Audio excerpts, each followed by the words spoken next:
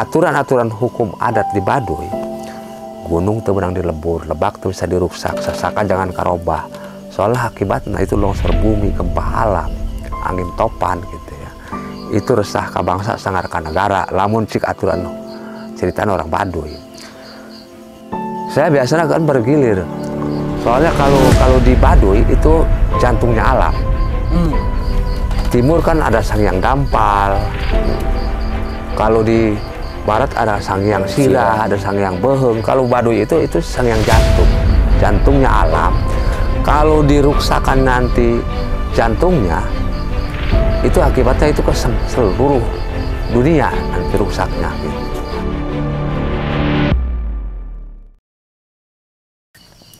Halo gengs, selamat malam. Ketemu lagi bareng kami di Permen Warna. Perbincangan menarik penuh warna. Masih di daerah yang eksotis. Kami masih di Provinsi Banten. Tapi malam ini adalah malam yang spesial karena kami diterima bertamu di salah satu petinggi suku Baduy. Kami diterima di rumah Jaro Saija. Iya. Kalau bahasa pemerintahan dia sebagai kepala desa. Tapi kalau bahasa Baduy ini namanya Jaro Pamarentah. Sebelahnya ada yang dari tadi sudah mendampingi kami. Ini seorang budayawan, pemerhati budaya yang kebetulan saja sekarang ini sedang menjabat sebagai kepala seksi SDM di Dinas Pariwisata Provinsi Banten. Nah, Pak Rohendi.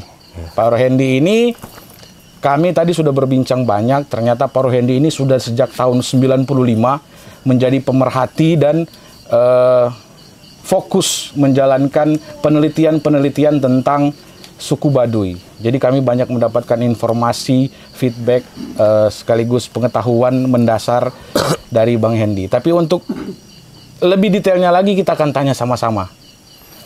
Untuk pertama mungkin kita mau nanya sama Pak Jaro. Siap. Bicara soal suku Baduy tidak terlepas dari historical, sejarah. Iya. Bisa menjelaskan sedikit dasar sejarah dari suku Baduy sendiri, Jaro? Ya, baik. Kami, nama saya Saija, sebagai Kepala Desa Kanekes, Kecamatan Lewi Damar, Kabupaten Lebak, Provinsi Banten. Di Baduy itu ada, disebutkan kan, awalnya itu namanya Baduy, tapi ngambilnya dari gunung, ada Gunung Baduy. Desa ini, Desa Kanekes ngambilnya dari kali, ada Kali Cikanekes. Di Baduy ada dua, ini ada dalam, ada luar. Kalau Baduy dalam itu ada 3 kampung, Cikesik, Cibeok, Cikartawana. Baduy luarnya itu ada 64 kampung. Sejarahnya yang sebagai, kenapa yang di sini ada yang seperti aturan, yang seperti hukum adat. Gunung teu benang dilebur, lebak teu bisa diruksak, sasaka teu bisa karobah. Soalnya akibatnya longsor bumi, gempa alam, angin topan, itu resah ka bangsa. Sangar ka negara, berat kan juga pada Tuhan. Nu matak orang Baduy itu memegang hukum itu bukan hukum tulisan tapi hukum lisan. Lisan tulisan. Itu katitipan tadi pun itu katitipan 30 sawidak 5 Pancasila Nagara. Ini sejarah. Itu sejarah awal. Ini menarik ini, mulai panas sejarah ini. Iya, makin malam makin panas ini. Ya bukan mengakui wilayah maupun, tapi ketitipan waktu tadi pembentukan Poet 7 tahun 8 bulan 12. Di sini struktur di Jaro 7 namanya ada Jaro 7. Ada di Baduy luar. Ada namanya tanggungan Jaro 12 gitu ya. Ada di luar. Itu strukturnya membentuk Poet 7 tahun 8 bulan 12 gitu ya. Itu awal pembentuk. Iya. Awal terjadinya Baduy itu. Iya. Poet itu apa poet? Poet hari. Hari kan 7. Kalau di Baduy mah nggak tahu, kalau di luar gitu ya. Sama ya. Bulan ke-12. Tanggal 7 bulan 12. Poe 7 tahun 8 bulan 12. Lamun tahun hitungan orang Baduy alif. Alif, he, jim, je, dal, be, waw, jim. Itu 12. Itu hitungan tahun nih. Ya, tahun 12 ya. Makanya Tahun disebutnya 12. Tahun 12. Tahun 12. Hari 7. Poe 7 Ya, hari 7. tahun 8. Tahun 8. Nah, itu tahun 8 apa tuh maksudnya? Tahun 8 itu hitung-hitungan nama. Ya, yang alif Iya. gitu. Oke. Iya. Lamun Eta bulan geus tiba heula eta. eta pembentukan tiba heula. Pembentukan alam itu di Heeh. pembentukan alam itu di hari 7. Itu kan membentuk poe 7. Lamun di Bali kan hanya 7 hari. Sabtu, Minggu, Senin, Selasa, Rebo, Kamis, Jumat. Kan 7. Gitu. Ada yang menarik nih, Bang Endi sama Pak Jaro. Tadi penyebutan nama angka itu rada-rada mirip Arab ya. Arabik. Betul. Apa ada hubungan antara mungkin bisa dibilang leluhurnya Baduy dengan Arab? Kalau yang dibilang sebat, nah memang keturunan, ya pasti oke keturunan. Soalnya yang tadi yang membentuk di zaman pembentukan kan di Baduy dulu. Terbentuk yang ke mana-mana kan di Baduy dulu. Awal muasalnya. Iya. Pancar bumi, makanya disebut pancar bumi itu di sini. Iya. Bisa lebih detail mungkin Ya. itu biar lebih jelas Lebih lagi. jelas nih, Pak. Jangan- Saya agak-agak kurang jelas ini. Agak ini ya. Soalnya ini bahasa silit ya, bahasa siloka. Iya, bisa. Bahasa simbol ini. Mungkin Bang Endi bisa Ya. bantu sekaligus biar Saya teman-teman yang nanya juga sekali nanya. kalau saya belum paham berarti kemungkinan besar banyak penonton di luar sana yang belum paham. betul. Kira-kira yang lebih Jadi tolong sampaikan tadi kan awal terbentuknya Baduy itu Jaro bilang ini poe 7 berarti hari 7. Iya. Tahun 8. Oh, bulan 12. Bulan 12. Iya. Pas kebetulan sekali bahwa hari memang ada 7 hari.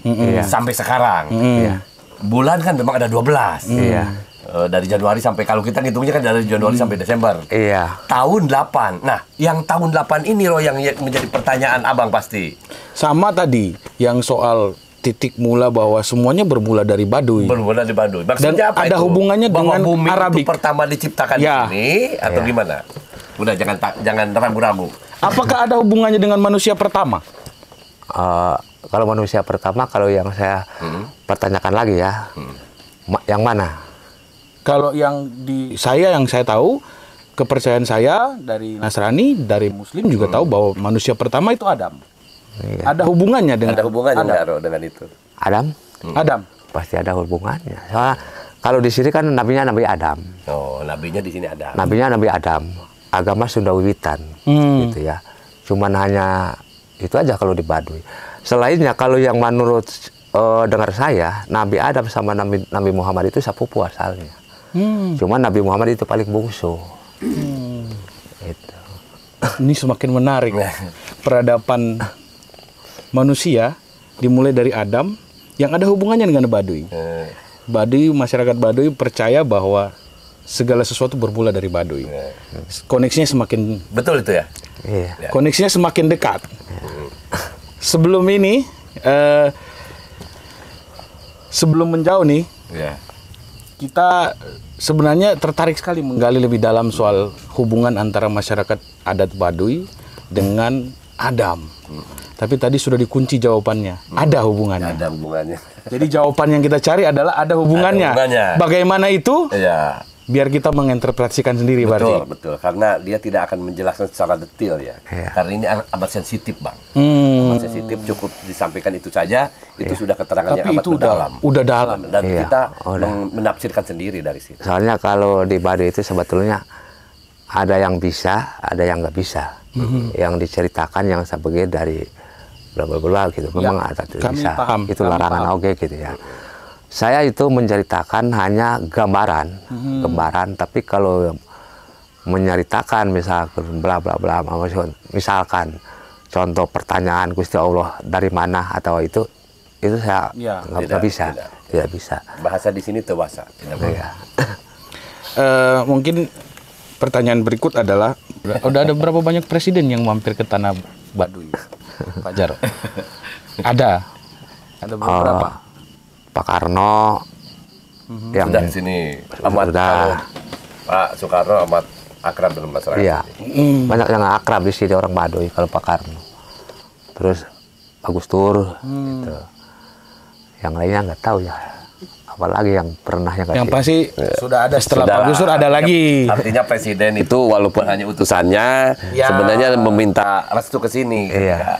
Dia Ada akan memimpin negara. sempat nginep nggak? enggak sih, Enggak, Gus Dur nggak nginep ya? enggak. Enggak. Pak Karno? Kalau Pak Karno mah pernah nginep di sana. Pak Karno, Ibu Mega pernah nginep Oh ya. di sana. Ya. Itu Bang. Istilahnya. Keluarga itu Bang yang sering sini. Bapak yang sekarang, Pak Jokowi? Belum. Belum. Utusannya sering Bang. Utusan sering sih. Tapi dari semua presiden yang sedang berjalan ini, sudah presiden ke-7, kira-kira presiden mana yang punya perhatian lebih ke masyarakat adat Baduy? Saya ingat mah gitu ya, saya ingat mah memang yang tidak ada lagi seperti Pak Jokowi yang benar-benar Jokowi. itu perhatian ke orang Baduy. Padahal Pak Jokowi sendiri belum pernah datang. Belum. Tapi pengertiannya utusannya, gitu. menteri-menterinya, Utusan kabinetnya. mah ada. Pertanyaannya adalah belum pernah atau belum mau diekspos? Oke, kita hargai privasi. Betul. Kita hargai privasi, tapi Belum yang pasti, pernah ke sini, tapi ke sana mah saya sudah 2 kali nih, 2017 itu sama saya di istana. Pak Jarod ke istana. Dipanggil ke sana sering. Tapi yang pasti adalah yang perlu ditekankan sekarang, di luar berbicara politis, bahwa harus diakui masyarakat Baduy itu mengakui bahwa perhatian yang paling terbesar selama ini datang dari Presiden Joko Widodo. Betul. Nah, bicara soal perhatian, tadi saya dengar luas wilayah tanah adat itu, tanah ulayat itu sekitar 5.200 hektar. hektar. Iya. Ada upaya dari pemerintah untuk memperlebar atau gimana? Karena tadi kami kan sudah turun duluan tadi sampai basah-basah begitu. Kami sudah observasi, kami mengamati dengan mata sendiri, merasakan sendiri bagaimana berada di tengah-tengah masyarakat Baduy dalam. Terima kasih, kami sudah Terima dengan baik ya? diterima di sana. Masyarakat Baduy itu ternyata tidak sesuai dengan apa yang di luar sana bilang, bahwa mereka itu seram-seram, terlalu banyak mistisitasnya. Tapi kami datang ke sana, Pak, disapa, diterima dengan senyuman. Iya. Pada saat ke sana ya kebetulan mungkin pada saat ada satu warga yang merayakan ada pertunangan, kami disambut di sana, dikasih makan duren. Tapi yang pasti satu, kami melihat penerimaan dari masyarakat Baduy itu tidak sesuai dengan stigma yang beredar. Nah, persoalannya adalah tadi saya balik, pelebaran tanah ulayat itu ada nggak dari pemerintah mengajukan atau justru dari masyarakat? Karena gini, kami dari dengar cerita bahwa masyarakat adat Baduy itu sangat dekat dengan alam. Ya, ketika mungkin ada nggak kira-kira sudah sempat diajukan untuk Pengen pelebaran, penambahan gitu. menambah? Bagi kami kalau meminta untuk penambahan dirapatkan sama tanah adat, memang saya kira gitu nggak bakalan bisa. Tapi saya meminta ke depannya itu meminta untuk lembaga adat di luar kawasan tanah Baduy. Soalnya kalau yang disatukan sama tanah Baduy nggak bakalan bisa. Soalnya sudah ada yang keputusan yang zaman dulu. Tapi saya usulkan, saya meminta buat lembaga adat namanya Jarod 7 kan itu sebagai wajib itu kan berladang.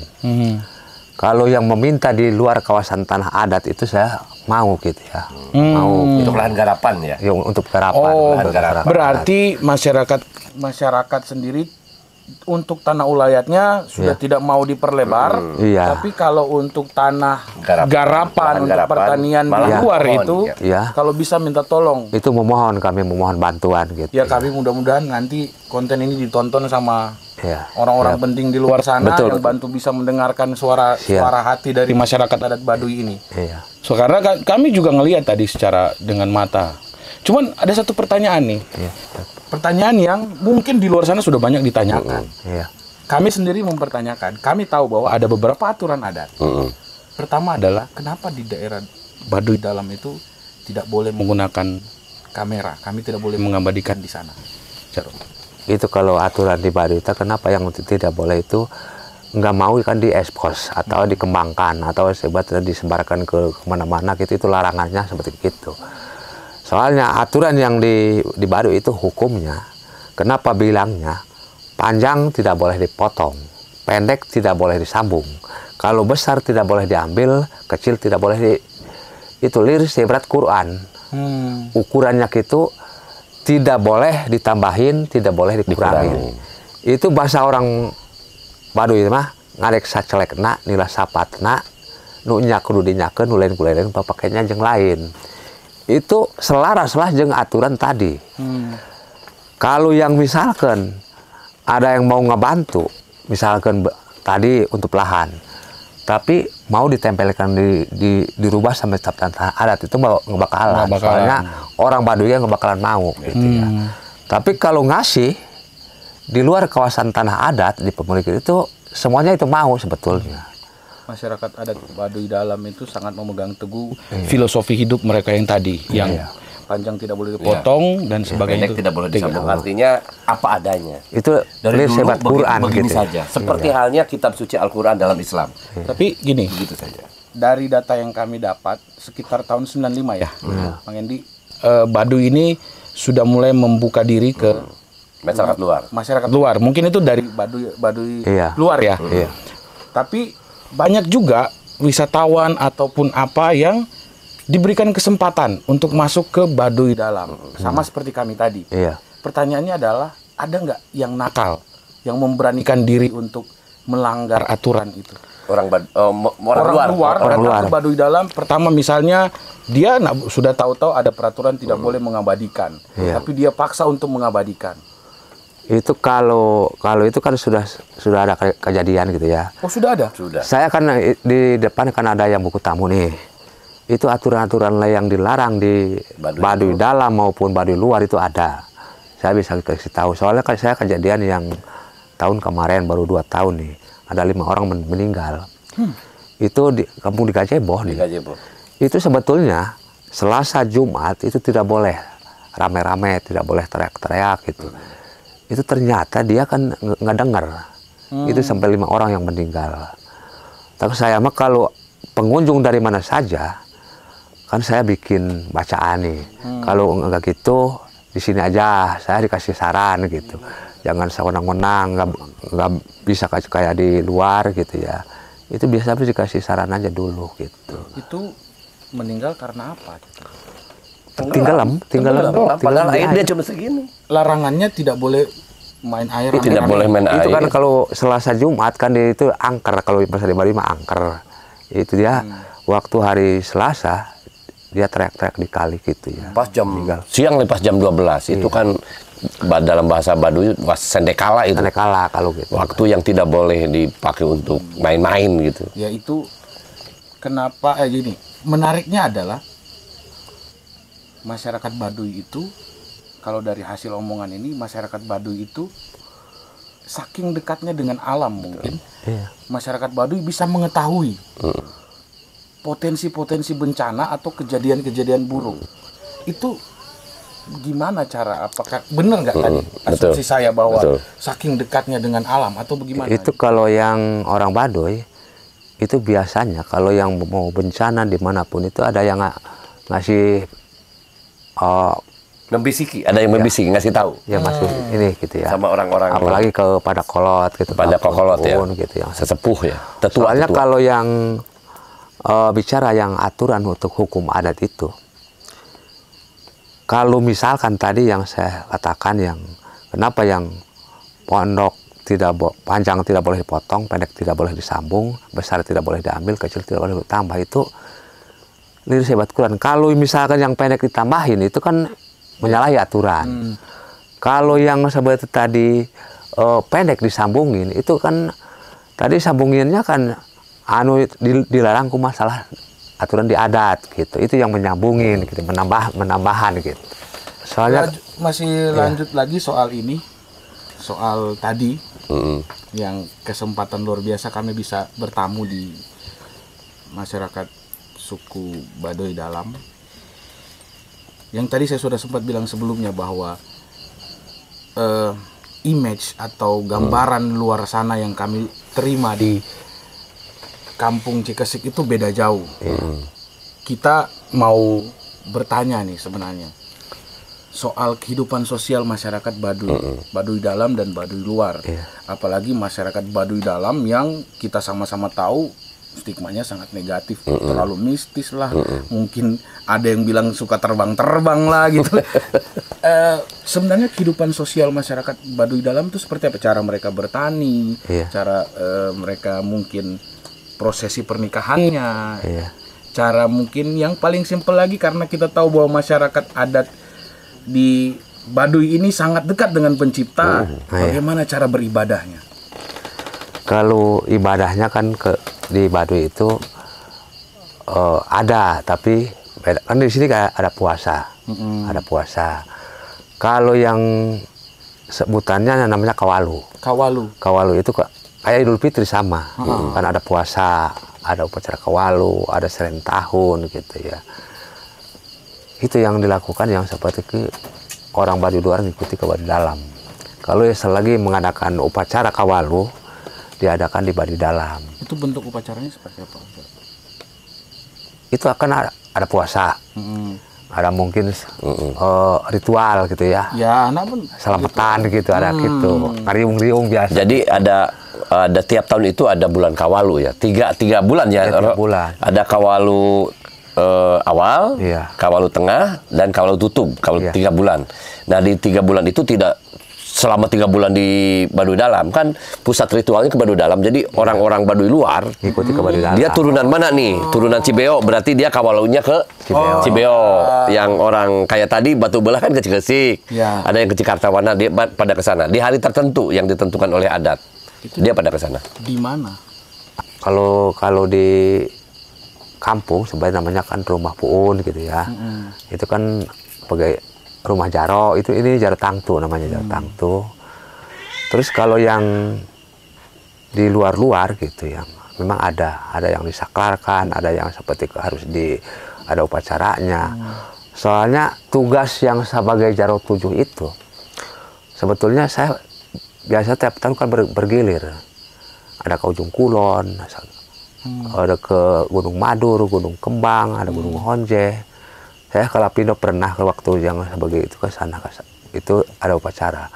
Soalnya aturan-aturan hukum adat di Baduy, gunung tuh benang dilebur, lebak tuh bisa diruksak, sasakan jangan karobah. Soalnya akibatnya itu longsor bumi, gempa alam, angin topan gitu ya. Itu resah ka bangsa sangar ka negara, lamun cik aturan ceritaan orang Baduy. Saya biasanya kan bergilir. Soalnya kalau di Baduy itu jantungnya alam. Timur kan ada Sangyang Dampal. Kalau di barat ada Sangyang Sirah, ada Sangyang Beheng. Kalau Baduy itu Sangyang jantung. Jantungnya alam. Kalau diruksakan nanti jantungnya, itu akibatnya itu ke seluruh dunia nanti rusaknya gitu. Kalau tidak dipertahankan, adat sisi adat yang titipan dari leluhur zaman dulu, itu bukan Baduy aja yang rusak, nanti ke seluruh yang dunia itu pasti rusak. Kalau orang Baduy tidak mempertahankan titipan-titipan dari leluhur itu, tadi yang dibicarakan, gunung timbang direbur, lebak itu bisa dirusak, sesakan jangan karobah, gitu. Akibatnya bla bla bla bla gitu, seperti gitu. Terus harus bisa mengaji diri. Soalnya kalau bisa ngaji diri hirup namol takabur, lamun bisa ngolah badan hirup namol silaka. Kalau ngaji Quran memang disebut gampang sih, enggak gitu ya. Tapi yang diutamakan ngaji diri. Ngaji diri yang harus dimatangkan. Kalau baca Quran kalau yang sudah bisa nulis pasti gampang sih. Tapi yang susah mengaji diri. Ya. Jadi sebenarnya yang disakralkan oleh orang Baduy itu di hampir tiap tempat ada. Di tiap kampung itu ada tempat yang disakralkan. Misalnya biasanya ada tempat menjadi tempatnya tetua kampung. Misalnya di Kadu Ketug nih, ada satu tempat yang tidak boleh difoto, tidak boleh ini. itu biasanya rumahnya dari Jaro di sini, tetuanya di sini. Dangka. Ada tempat-tempat di tiap ini. Termasuk yang disakralkan oleh mereka itu bukan hanya di tanah wilayah Baduy. Dari mulai Sang Hyang Dampal. Sang Hyang Dampal itu di Jawa Timur. Karena Baduy ini kan berada di Pegunungan Kendeng ya. Pegunungan Kendeng itu dulu itu berjejer dari mulai ujung barat Pulau Jawa sampai ujung timur Pulau Jawa. Di ujung timur disebutnya Sang Hyang Dampal. Di ujung baratnya Sang Hyang Sirah. Itu di ujung kulon. Itu diritualkan juga bukan hanya oleh orang Baduy, tetapi juga oleh banyak orang yang ini terhadap spiritual. Nah, Baduy ini tanah ulayat di Kanekes ini mereka menyebutnya Sang Hyang Jantung. Artinya pusatnya bumi. Ketika jantung rusak, maka Dampal rusak. Kepala menjadi pusing dan sebagainya. Maka ini harus dijaga. Maka dari itulah Baduy ini melakukan ritual di beberapa tempat, termasuk di gunung yang bukan hanya di Baduy, tetapi juga Gunung Honje di ujung kulon, Gunung Pulau Sari, Gunung Karang, Gunung Badur, gunung banyak tempat. Termasuk pantai. Ada Karang Bokor, Karang Taraje. Itu mereka datang untuk melakukan ritual. Dan itu kita dikasih tahu pemerintah oleh mereka, Pak, awas ini tempat suci, Pak. Ini tempat suci, ini tempat suci. Jadi kita tidak bisa mengeksploitasi tempat-tempat yang disakralkan oleh mereka. Gitu. Ada satu hal yang menarik berarti. Masyarakat yang ada di, ya mau dibilang di bawah langit ini sebenarnya harus berkaca dari kehidupan masyarakat adat Baduy, bahwa semua orang harus menjaga alam. Ya, bukan intinya itu. Betul. Bukan cuma mungkin dari sisi lain, dari sisi panggilannya bahwa masyarakat adat Baduy merasa bahwa mereka adalah penjaga karena jantungnya di sana. Betul. Tapi semua masyarakat itu harus menjaga. Pertanyaan berikut adalah, selama ini sebelum terjadi bencana biasanya masyarakat adat Baduy sudah tadi ada bisikan-bisikan ya. Selain bisikan ada tanda-tanda alam nggak? Dan itu kan suka ngasih tahu nggak ke pemerintah gitu. Nah, itu yang paling menarik. Sebetulnya begini, kalau yang di Baduy itu kan, kalau khususnya ke orang Baduy biasanya kan ada yang seperti dari mimpi, dari ini gitu, ada yang kalau ke orang Baduynya gitu ya. Itu seharusnya kalau yang misalkan itu harus disampaikan ke pemerintah. Misalkan ke paling dekat misalkan camat dulu, baru kabupaten, atau ke gubernur gitu. Atau ke pusat gitu ya. Itu dibicarakan sih. Pak Jaro sendiri sempat ada komunikasi dengan presiden nggak, memperingatkan bahwa akan ada terjadi bencana atau apa gitu? Belum sama presiden, tapi kalau yang gubernur mah sudah. Karena mereka setiap tahun kan ada pasca upacara Kawalu itu Ngalaksa, mereka ada upacara namanya Seba. Seba itu dia sowan ke camat, sowan ke bupati, sowan ke gubernur. Itu termasuk menyampaikan itu termasuk menyampaikan, dan itu adalah waktu terbaik untuk mereka menyampaikan, menitipkan Pak gunung ini Pak sudah mulai gunung Pak. Bahkan kemarin kan beberapa tahun lalu ya kalau tidak salah, mereka orang Baduy dalam menangis di sebuah tempat di mana gunungnya dieksploitasi dengan penambangan liar. Dan itu kemudian setelah orang Baduy menangis dan menyampaikan kepada pemerintah, ya kita menindak. Kepolisian kemudian menghentikan proses itu. Bisa dibilang kalau bisa diluruskan kalau saya salah ya. Berarti selama ini setiap kali terjadi bencana di Indonesia, masyarakat adat Baduy memberi sinyal. Iya, harus berdoa. Yang berkumpul tadi tangtu tilu Jaro 7. Itu kalau ulah selagi bencana, ulah bukan di Pulau Jawa aja, dimanapun yang tempat kalau ada yang ngasih tahu bencana, itu berkumpul, melakukan ritual di sini. Betul, itu berdoa gitu ya, berdoa. Soalnya katitipan tadi, kalau bahasa Baduy 30 sawidak 5 Pancasalawe Nagara itu pun itu katitipan. Tapi bukan ketitipan yang seperti itu wilayah maupun daerah, itu ketitipan dasar. Dimanapun pulau manapun, gunung manapun yang tadi keruksak, itu berkumpul. Tangtu tilu Jaro 7 eta berkumpul, itu berdoa. Itu paling sama-sama mengingatkan. Tapi kalau komunikasi. Iya, tapi kalau yang di luar-luar itu tidak merasakan peringatan. Itu tetap yang mau meruksak aja. Padahal manusia itu sebetulnya numpang sehari. Tapi kalau yang semuanya yang sekitar 70% ya, ingat yang aturan di Baduy sama aturan pemerintah umpamanya. Itu harus ingat gitu. Berkacanya itu jangan ke depan, itu ke belakang. Ke belakang. Soalnya kalau yang berkaca ke depan itu negara maju, negara berkembang, semuanya yang dimajukan, semuanya mau dikembangkan. Sedangkan kalau yang berkaca ke belakang itu, manusia ya sebetulnya tidak daya upaya. Dibayangkan seperti wayang manusia. Dalangnya mah ya itu Gusti Allah nih. Tapi manusia itu banyak yang nggak ingat. Itu kasihan sebetulnya. Ada satu pertanyaan yang agak sedikit menggelitik lagi nih. Masyarakat adat Baduy itu mendapatkan tanda-tanda dari sisi bencana dan kerusakan alam. Iya. Dan tarik garis lagi tadi bahwa masyarakat Baduy itu sangat dekat dengan pemimpinnya. Kalau ada informasi apa-apa disampaikan ke pemimpinnya. Dalam artian ini pemimpin negaranya. Nah, pertanyaan saya adalah berbicara soal Baduy, berbicara soal stigma mistis, berbicara soal ngilmu. Kira-kira ada orang-orang nama besar atau pejabat yang sering datang atau orang yang mau berusaha yang sering datang ke Baduy untuk minta sesuatu apa aja gitu ya. Sering. Kan bagiannya kan yang tadi Puun di dalam. Datangnya ke Puun. Itu dari mana saja pasti datang. Terjawab karena memang warga Baduy dalam sangat terbuka tentang itu. Sebenarnya terbuka dengan masyarakat luar, asal menerapkan peraturan yang mereka alami. Terus lanjut gimana? Datang ke Puun terus? Itu kalau datang ke Puun mah misalkan contoh yang di bawah aja gitu. Mau misalkan berusaha, mau jadi jaro misalnya. Banyak sih ke Puun mah kan titipan tadi gitu. Titipan politisi yang mau menang pilkada misalnya? Ya, banyak. Artis banyak.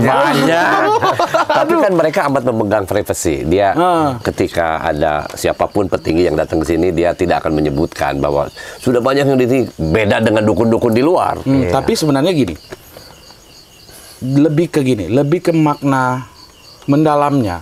Sebenarnya ketika mereka meminta itu, apa yang dikasih sama warga Baduy, sama Puun? Paling itu aja, misalkan kalau bawanya kan harus bawa minyak wangi, bawa menyan kalau orang Baduy itu aja dikasih itu aja. Kan didoaan nih ke Puun. Jadi ya kita bawa sendiri minyak wangi sama pengharum ya tubuh sama menyan. Itu didoain ya itu dibawa lagi sama kita. Oh, berarti intinya adalah yang dilakukan sama masyarakat adat Baduy, Puun tadi mendoakan. Iya, mendoakan. Soalnya waktu tadi ketitipan Puun itu, ketitipan 30 sampai 5 Pancasila negara itu 25 negara kan dititipkan. Terus tadi kurang dahar, kurang arat, kurang senang pangan kan di Puun.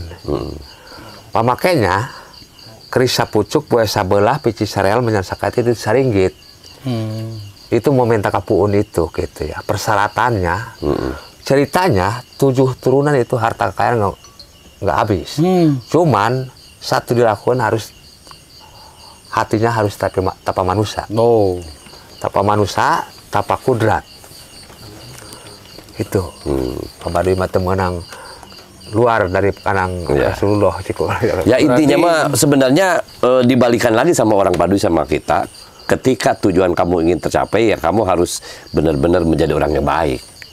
Dia mengingatkan itu lagi-lagi. Setelah didoakan, ada pesan moral yang disampaikan sama petinggi, sama Puun kepada orang yang meminta. Jangan sampai sudah saya doakan, ada hal yang saya minta untuk tidak dilakukan, tapi dilakukan. Itu justru akan merusak sesuatu yang sudah kita jalin, misalnya yang sudah kita minta. maka tidak akan terlaksana apa yang diminta sama dia. Makanya ketika datang lalu kok saya, ya karena kamu tidak melakukan apa yang dipesankan oleh Puun. Berarti intinya adalah bukan persoalan yang bahasanya semistis itu. Betul, bukan manjur tidaknya itu, bukan. Tapi bagaimana itu ya. Betul. Jadi mistis itu sebutan kita pada mereka, pada sugesti orang luar terhadap orang Baduy. Stigma, betul, bahwa ketika tidak tahu Baduy secara mendalam, lalu dia berpikir, oh mistis banget nih Baduy. Apa istilahnya bahasanya, wong Puunnya ini cuma mendoakan. Betul. Masa lo bilang dititipin sesuatu, terus istilahnya dijadikan sesuatu yang mistis. Betul, gitu. betul. Jadi intinya tetap lagi-lagi masyarakat Baduy sangat menghargai, sangat mengindahkan hubungan mereka dengan Sang Pencipta. Betul. Ketika itu terjamin, mereka mendoakan. Yang menarik setelah itu adalah masih balik lagi nih. Persoalan ketuhanan dan persoalan permistisan saya kira sudah mulai paripurna ini. Mudah-mudahan penonton yang menonton di rumah ini mulai paham bahwa ada stigma negatif yang ditaruh di atas kepala orang-orang suku Baduy dalam. Yang kedua adalah soal kehidupan masyarakat di sana. Bagaimana kalau misalnya kan masih semua dikerjakan secara sendiri dan bersama. Kalau misalnya ada yang sakit, ada yang melahirkan, itu seperti apa, Pak Jarot? Kalau sekarang mah memang tetap melakukan sebelum yang melakukan medis itu yang ditangani oleh adat aja. Misalkan kalau yang melahirkan itu ada dukun peraji. Terus kalau misalkan sakit kan itu mantra-mantra aja. Namanya minta ubar gitu. Minta ubar ya. Diobati secara soalnya adat. Saya pun yang dulu mah ya sakit apapun yang tidak melakukan pel atau saya suntik ini itu gitu ya. Saya ingat mah enggak. Kalau sakit apapun pun di jampi aja. Sembuh oleh jampi, sembuh oleh obat-obat yang tradisional di sini. Lalu kemudian ya karena orang luar banyak berhubungan dengan Baduy luar banyak berhubungan dengan orang luar gitu, maka kemudian penyakit menjadi tambah ini dan akhirnya medis. Orang Baduy percaya kok sama dokter. Jadi ketika dia tidak bisa ditangani oleh adat, maka dia ke dokter. Ada satu ilmu ya, bukan ilmu ya. Ada satu teori yang menyampaikan bahwa kekuatan terbesar itu ada di kekuatan pikiran. Betul. Jadi ketika pikirannya orang Baduy dalam, ini tolong luruskan kalau saya salah, asumsi pribadi. Ketika orang Baduy dalam merasa memang dalam kondisi pikiran yang sangat murni, ketika dia merasa bahwa pada saat dia merasa badannya nggak enak, bahasanya sakit, terus dia minta pertolongan sama tabib di sana atau yang mengerti tentang pengobatan tradisional, ketika dia didoakan, bahasanya tadi ada pesan-pesan yang disampaikan, karena dia tahu bahwa itu akan terjadi, makanya dia sembuh. Betul. Karena kekuatan pikirannya dia itu, karena dia percaya. Mensugesti dirinya bahwa dengan datang ke si orang pintar di adat itu sembuh, dan itu terjadi. Karena memang kan sebenarnya sakit itu dari jiwa, sakit itu. Sekian persen itu besarnya dari jiwa, selebihnya dari fisik. Nah, orang Baduy itu lebih percaya kepada orang-orang yang pintar di kampung adat dulu ketimbang ke dokter. Lalu kemudian berkurang percayaan sugesti untuk berobat itu karena jarak kan ke kampung luar semakin dekat. Kemudian komunikasi orang dokter-dokter di luar terhadap pola hidup di sini juga semakin gencar. Akhirnya ya mau tidak mau karena ada ketaatan orang Baduy yang tinggi terhadap pemerintah dari sejak zaman Kesultanan, dari zaman raja-raja dulu. Jadi kan ada ngasuh ratu, ngayak menak. Artinya dia mengakui pemerintahan yang sah. Dan apa yang diprogram oleh pemerintah dia ikut selama tidak bertentangan dengan adat di sini. Siapa namanya? Wirasutra ya. Wirasutra yang kemudian menjadi Pangeran Astapati dikenalnya. Dan itu menurunkan turunan di kota. Yang sekarang Husein Jaya Diningrat, Ahmad Jaya Diningrat itu kan leluhurnya dari Baduy itu yang bekerja di Kesultanan waktu itu. Artinya orang Baduy itu ikutlah baik dari sisi apapun termasuk pengobatan. Sekarang orang Baduy tidak lagi alergi terhadap dokter. tidak sudah mau diinjeksi gitu ya. Terutama orang Baduy yang sering berhubungan dengan orang luar. Karena kan orang Baduy luar mah kan sering datang ke kota. Jaro ini kan hampir tiap hari nih berhubungan dengan orang luar. Bayangkan kalau tidak divaksin gitu. Pertanyaan saya adalah ada jalur pribadi dengan presiden nggak kira-kira? Ada kalau dia dengan presiden udah. Oke, mungkin bahas tentang kehidupan warga Baduy itu sudah lumayan lah memberikan pencerahan ke kami dan mungkin penonton di luar sana. Kita balik lagi ke topik awal nih. Kita bicara soal golok. Nah, golok sekarang. Kita bicara soal golok nih. Warga Baduy sendiri ada golok, ciri khas golok untuk warga Baduy nggak kira-kira? Ada. Nama goloknya apa? Ada goloknya kalau di sini kan Baduy luar dan Baduy dalam itu beda. Beda goloknya ya? Beda goloknya. Beda goloknya.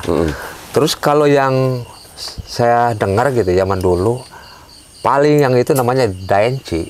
Daenci itu kan jalmi. Tukang pandai. Namanya tukang pandai, itu namanya daenci. Dulu sebetulnya yang paling tersohor itu di Baduy kan golok daenci. Golok daenci. Yang tadi kampungnya kita datangi. Oh iya, yang pakai pamor-pamor gitu itu golok daenci. Di daerah Cijahe. Batu belah. Tapi sekarang mah ada 30 pandai sih. Ada 30 pandai di sini. Di Desa Kanekes gitu. Yang terdekat dengan Kadugetuk Jaro di mana tuh? Pandai. Tukang pandai. Yang sekarang masih aktif menempa. Saya rasa. Soalnya di sini di Kadugetuk katanya udah nggak ada turunannya lagi. Nggak ada sih. Sekarang mah di sini nggak ada lah. Iya, jadi kebanyakan di wilayah tadi, Batu Belah, Cisadane, terus Cikadu, gitu. Iya. Di daerah-daerah sana.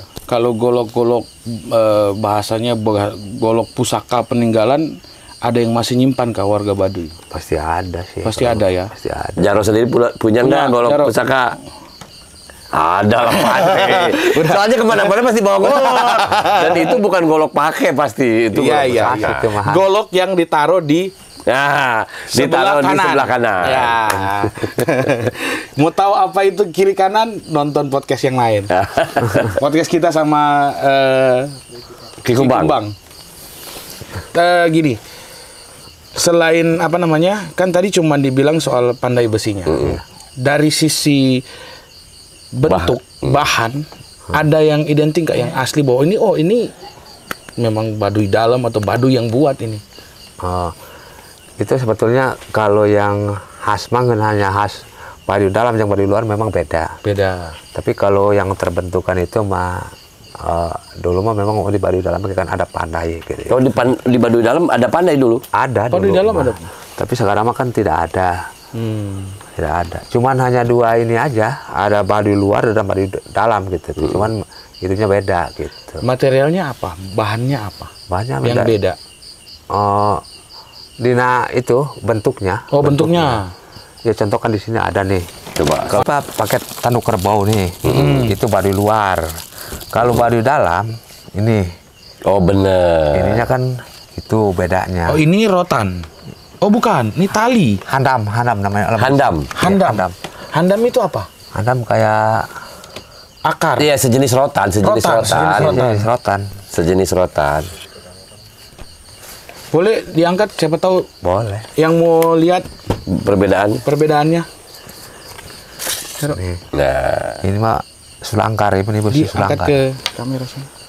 Cuman Ini sulangkar. Iya, sulangkar, besi sulangkar. Oh, yang ada motifnya tadi ya? ya. Ada pamornya gitu. Ada pamornya. Itu malah dipakai Baduy luar ya? Ya. Ini Baduy luar. Umumnya Baduy luar begini. Bawaannya ya, bawaannya. Kalau Baduy dalam kan tidak boleh yang pakai tanduk kerbau gini. Oh. Tidak boleh. Makanya ininya pakai handam ya. Handam. Kali ini. Iya. Bentuknya begini. Bisa dibuka. Ini ada sulangkarnya juga kan, Ro? Ininya sama goloknya. Jadi bedanya secara fisik adalah pertama Ya. dari gagang. Kita lihat ada bedanya. Sarung sama. Ini bahan kayunya apa? Kayu mah bebas sih, kayu apa saja. Kalau ini namanya kayu laban. Kayu laban. Iya. Ini Kalau ini kanyere. kanyere. Betul. Laban kanyere. Iya. Dari sarungnya tadi kalau nggak salah kami sempat dibilang ada yang dari mahoni. Iya, mahoni. Ini bisa. mahoni. Iya. Ini juga mahoni. Itu bukan.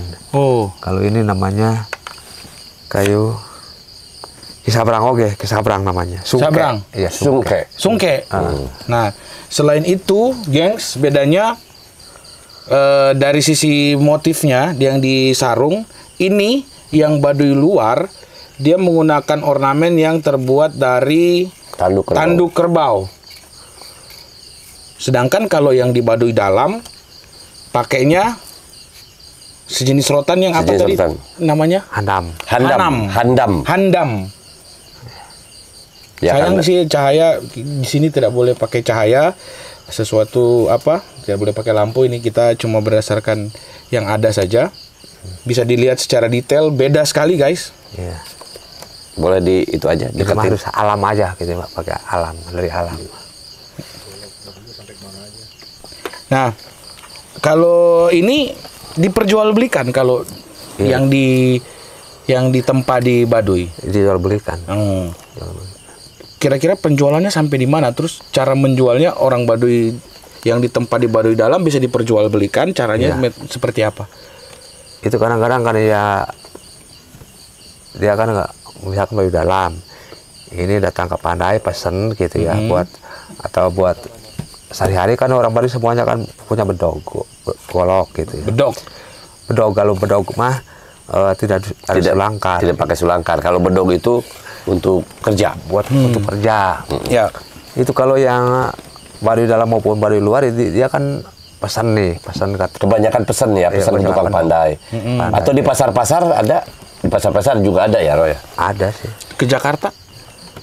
Mungkin ada. Ya sampai, karena yang pesannya orang Jakarta itu diantar ke Jakarta. Orang Baduy banyak yang antar. Lebih luas lagi nih, di luar Pulau Jawa. Nggak tahu ya. Kalau ngantar ke luar Pulau Jawa, saya pikir belum pernah. Kebanyakan ya dengan ada JNE dan paket-paket, kebanyakan di paket. Online ya? Online. Si Arif Arsyid tadi menjualnya sudah keluar Jawa, sudah kemana-mana, ya pihak dikirim. Kalau dulu-dulu orang diantar. Jadi ngantar ke Jakarta. Kalau boleh tahu nih, Jaro, kira-kira ada perbedaan harga kah atau gimana pada saat penjualannya? Sama ini.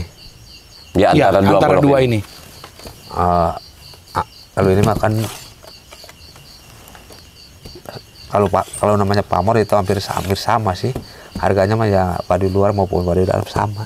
Oh, sama. Cuman kalau yang perbedaannya, kalau nggak pamor gitu ya, besi biasa, beda harganya. Kalau yang besi sulangkar ini itu sama. Ya. Oke, menarik. Oh, tunggu tadi. Lupa tadi pertengahan video itu ada lampu yang goyang-goyang mati ya. Mungkin teman-teman di luar sana juga sudah tahu bahwa kami lagi ada di dalam perkampungan Baduy yang memang tidak ada aliran listrik. Cahaya yang tadi adalah cahaya-cahaya dari flash handphone. Mau tahu sebenarnya masyarakat Baduy itu malam harinya menggunakan lampu ini. Damar totok. Namanya damar totok ya. Minyak sayur. Pakai minyak sayur. Ya. Yang dulu mah minyak kelapa. Ini sumber ininya dari sini. Ini minyaknya dari dalam ya. Iya. Ya. Jadi menarik itu saya. kalau yang tadi lihat video sebelumnya lampunya mati-mati, goyang-goyang itu karena dibantu dengan flash handphone. Nah, ini aslinya mereka malam-malam seperti ini. Ini salah satu bentuk kita datang ke sini bertamu, menghargai aturan yang ada di sini. Jadi kami mengikuti, tapi diberikan kesempatan untuk penambahan penerangan, bolehlah katanya pakai flash handphone. Lanjut, kita bahas golok. Golok Banten sedang direncanakan untuk didaftarkan sebagai warisan dunia atau bahasanya jadi World Heritage. Untuk Jaro sendiri sama masyarakat Baduy, bagaimana tanggapan tentang upaya ini? Memang bagi kami mah ya mendoakan aja, soalnya kan itu kalau yang mengangkat itu mudah-mudahan itu ke depannya yang tukang pandai itu lebih banyak peminat, banyak yang pesan gitu. Saya mah ya dukung aja. Sangat mendukung ya. Mudah-mudahan di luar sana juga masyarakat Banten secara umumnya mendukung upaya ini, karena kami sendiri yang bukan masyarakat Banten datang jauh-jauh ke sini sebagai bentuk kami mendukung upaya ini supaya golok Banten bisa masuk sebagai World Heritage.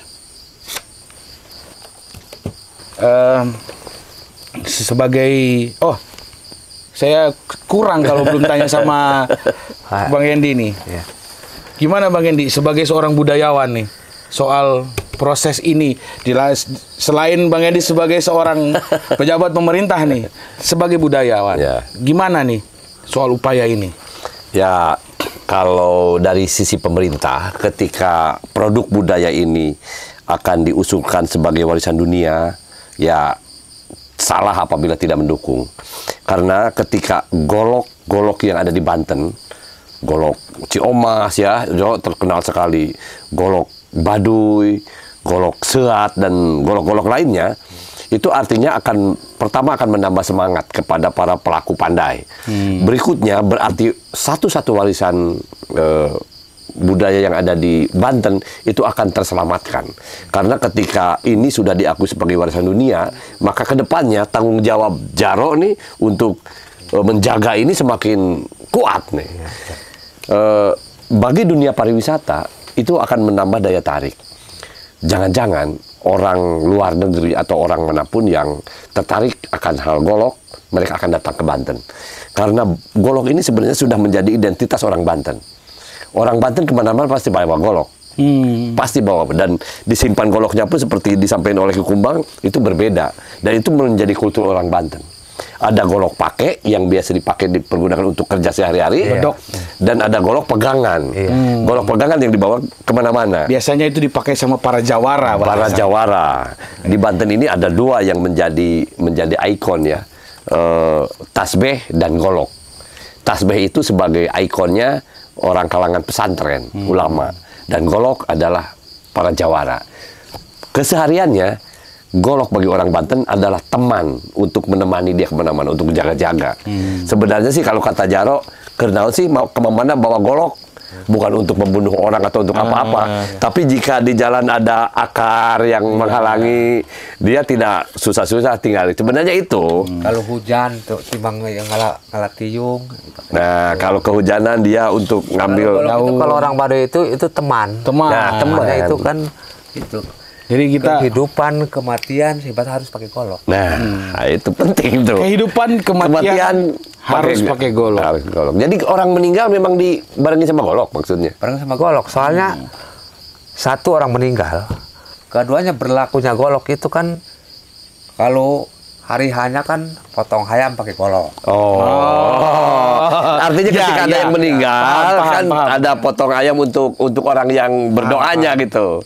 Itu pakai golok. Nah, jadi kita sama-sama berharap generasi sekarang ikut mendukung upaya ini. Betul. Selain berbicara golok, mungkin sudah semakin malam ini kami sudah semakin lama bertamu.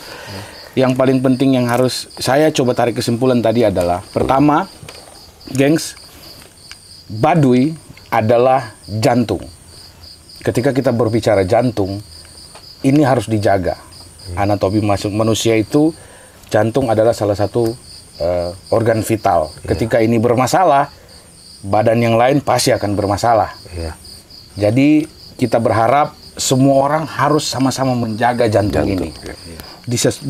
Selain itu, pesan yang mau kami sampaikan, kami sudah merasakan sendiri bahwa stigma negatif yang disampaikan oleh publik di luar sana tentang mistisitas warga Baduy Dalam itu bisa dibilang cuma mitos. Kalau tidak percaya, teman-teman di luar sana, gengs, boleh datang ketemu Jaro, ketemu pemerintah. Datang sama-sama, kunjungi Baduy Dalam, dan rasakan benar kehangatan yang ditawarkan oleh warga Baduy Dalam. Itu saja pesan dari kami. Happy Karundeng out.